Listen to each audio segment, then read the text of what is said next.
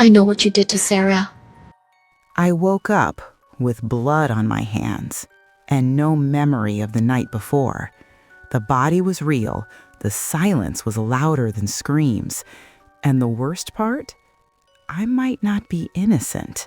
I woke up with blood on my hands, not a little, not a scratch. My fingers were soaked, sticky, trembling like they didn't belong to me. And the worst part? There was a body lying right in front of me. I didn't scream. I didn't move. I just stared, trying to understand how I got there, because I didn't remember anything. They found me like that, kneeling beside him, covered in his blood, like I had just finished the job. The police didn't need much convincing. Small towns don't ask questions. They decide. And in Willow Creek, I was already guilty. I kept telling them the same thing. I don't remember. But the more I said it, the less they believed me. 6 hours of my life, gone, like someone had taken a knife and carved them out of my memory. Willow Creek looks peaceful. White fences, quiet streets, smiling faces, but it's all fake. Everyone here has something to hide, and the man who died that night, he knew all of it. His name was Daniel Harper. To everyone else, he was just another quiet resident, but I found out the truth later. Daniel collected secrets, recorded conversations, hidden files, private sins, and then he used them: blackmail, power, control. Which raised the question, if he knew everyone's secrets, then what did he know about me? I started digging, not because I wanted to, because I had to. Because if I didn't find the truth, they were going to lock me away for something I didn't even remember doing. The first clue came from a witness, an old man who lived across the street. He looked at me like he was trying to decide whether I was a monster or a victim. And then he said something that changed everything. You weren't alone that night. Those words didn't comfort me. They terrified me. Because if I wasn't alone, then who was with me, and why couldn't I remember them? The deeper I went, the darker things got. I found messages on my phone I didn't remember sending, calls I didn't remember making, and one message sent just hours before the murder. Tonight, it ends. I didn't write that. At least, I don't think I did. Then came the worst part, my past. Something I had buried, something I thought was gone forever.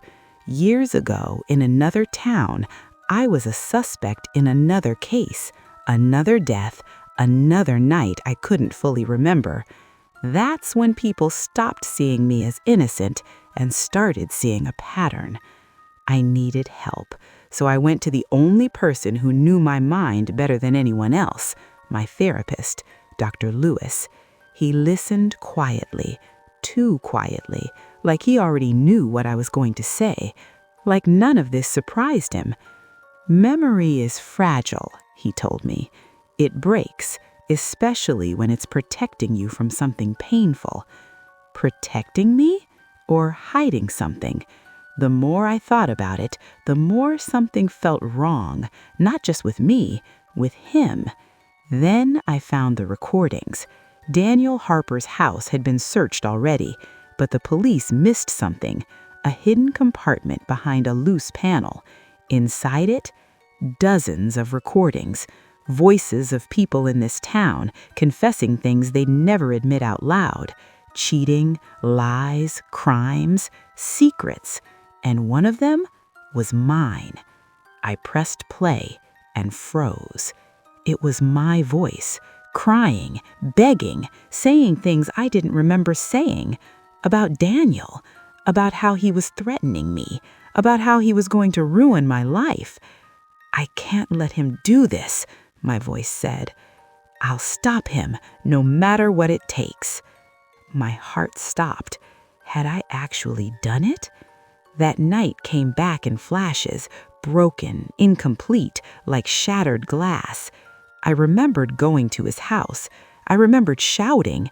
I remembered fear, but then another memory slipped through, something I hadn't seen before, a shadow, someone else in the room, standing behind Daniel, watching, waiting. I didn't kill him, but I saw who did. The problem is, I still couldn't see their face until I went back to the one place I hadn't questioned enough, Dr. Lewis's office. I sat across from him again, but this time I wasn't confused. I was watching him, every movement, every breath. "You knew," I said quietly. He didn't deny it, didn't even hesitate. Instead, he smiled. "You were never supposed to remember that part." My blood ran cold. He told me everything, like he had been waiting for this moment. Daniel Harper had been his patient too. He knew all the secrets, all the damage, all the corruption in this town. And he believed something dangerous, something twisted, that people like that didn't deserve to live. "He was poison," Dr. Lewis said calmly, "and I removed him." I couldn't breathe. "You were there," he continued. "You were scared, angry, broken, and I helped you." "Helped me?" "I made sure you wouldn't remember that, for your own sake." That's when I understood. He didn't just kill Daniel. He used me, framed me, erased my memory, and left me to take the fall. "Why?" I whispered. He looked at me like I was a child. "Because people need someone to blame." Silence filled the room, heavy, suffocating. But this time, I wasn't afraid. I had something he didn't expect. The recordings. I had already copied everything, including this conversation. His smile faded. For the first time, he looked nervous. It didn't take long after that. The police came.